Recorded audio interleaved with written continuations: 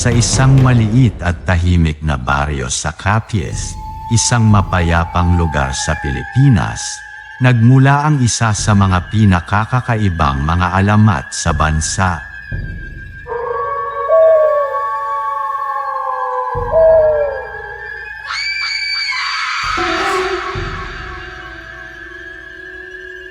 Ito ang alamat ng mga aswang na nagparami sa lugar na ito sa pamamagitan ng panghahawa sa pamamagitan ng paglalagay ng kanilang laway sa tenga ng mga inosenteng tao. Ang baryong ito ay kilala sa kanilang kagandahan at kasaysayan. Matatagpuan ito malapit sa dalampasigan, kung saan ang mga manggagawa ay umaasa sa pangingisda para sa kanilang kabuhayan. Ang mga tao sa baryo ay kilala sa kanilang kabaitan at pagkakaisa. Ngunit sa kabila ng kanilang mapayapang buhay, may isang nakatagong sekreto na kinatatakutan ng mga tao. Ang mga aswang ay mga nilalang na kasamang naninirahan sa mga karatig baryo.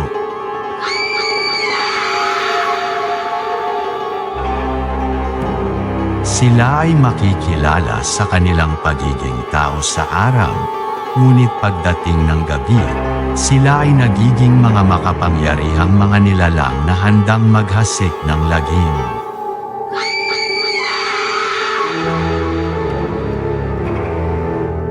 Ipinakikita nila ang kanilang mga aswang na anyo, at sa pamamagitan ng kanilang kapangyarihan, nagiging mga hayop sila, kagaya ng aso o pusa, upang mabilis nilang maabot ang kanilang mga biktima. Ang mga aswang ay may paraan ng panghahawa na nagdulot ng takot at panggigil sa mga tao sa baryo. Ito'y sa pamamagitan ng paglalagay nila ng kanilang laway sa tenga ng kanilang biktima habang ito'y natutulog.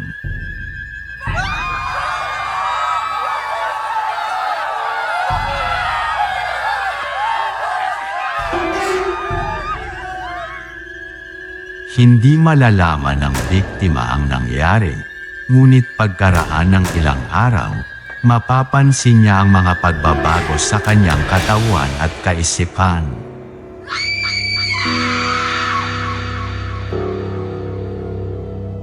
Unti-unti, magiging masama ang kanyang ugali at mawawala ang kanyang pagiging tao. Sa isang gabi, may isang binatang mangingisda na nagngangalang Diego ang naging biktima ng panghahawa ng mga aswang. Si Diego ay kilala sa baryo bilang isang mabait at masipag na tao. Ngunit matapos siyang maging biktima ng panghahawa, unti-unti siyang nagbago. Nagiging palaging malungkot at iniiwasan ang kanyang mga kaibigan. Isang araw, habang si Diego ay naglalakad malapit sa dalampasigan, napansin niyang may mga itim na alon na parang mga asong ulol na umaaligid sa kanya. Tiningnan niya ito ng masusi, at doon niya napagtanto na ang mga alon ay may mukha ng mga aswang na naglagay ng laway sa kanyang tenga. Isa itong malupit na karanasan para kay Diego, at nagsimula siyang mag-isip ng paraan upang labanan ang mga aswang na ito. Hindi nagtagal, natagpuan ni Diego ang isa pang biktima ng mga aswang na naging kaibigan niya. Siya ay isang matanda na mangingisda na may nalalabing kaalaman tungkol sa mga aswang. Tinuruan niya si Diego ng mga kasamang paraan kung paano labanan ang mga nilalang na ito. Pinakamahalaga sa lahat ay ang pagsusuot ng bawang sa paligid ng kanyang leeg, dahil ito ay sinasabing pangontra sa mga aswang. Marami pang mga pagsubok ang dumaan kay Diego habang siya'y pumapalakas at nagiging handa na harapin ang mga aswang. Nagtayo siya ng isang samahan ng mga taong may parehong karanasan upang magtulungan laban sa mga ito. Tinagurian nila itong Liga ng Mga Lihim, at ito'y naglalayo na protektahan ang kanilang baryo laban sa mga aswang. Sa paglipas ng mga buwan, naging matagumpay ang kanilang mga pagsisikap.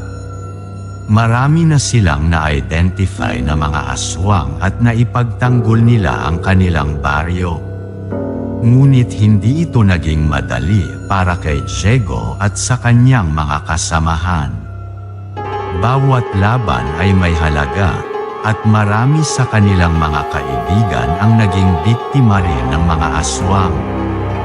Habang ang Liga ng Mga Lihim ay patuloy na lumalaban, nagkaroon sila ng isang ideya na maaaring makakatulong sa kanilang laban. Naisip nila na ang pagtukoy sa mga aswang sa pamamagitan ng kanilang laway sa tenga ay maaaring magdala sa kanila ng mas malalim na kaalaman tungkol sa mga nilalang na ito. Kaya't inumpisahan nilang mag-isagawa ng mga ritual at pagsusuri sa mga biktima ng panghahawa. Sa kanilang pagsusuri, natuklasan nila na ang mga aswang ay may mga kaugalian at ritual na kanilang sinusunod. Sa tulong ng kanilang mga alagad, natutunan nila kung paano malalabanan ang mga aswang. Naging mas mahusay sila sa pagtukoy at paglaban sa mga ito, at unti-unti, nabawasan ang bilang ng mga aswang sa kanilang baryo. Sa huli, ang mga aswang ay hindi na nagparami sa kapis sa pamamagitan ng panghahawa sa pamamagitan ng paglalagay ng kanilang laway sa tenga ng mga tao. Ipinagpatuloy ng Liga ng Mga Lihim ang kanilang pagmamalasakit sa kanilang baryo at naging mga bantay laban sa mga mapanlinlang na nilalang. Ang kanilang kwento ay naging isang halimbawa ng kung paano ang pagkakaisa at determinasyon ng mga tao ay makakalaban ang anumang uri ng kasamaan, kahit gaano ito kakakaiba at kakilabutan.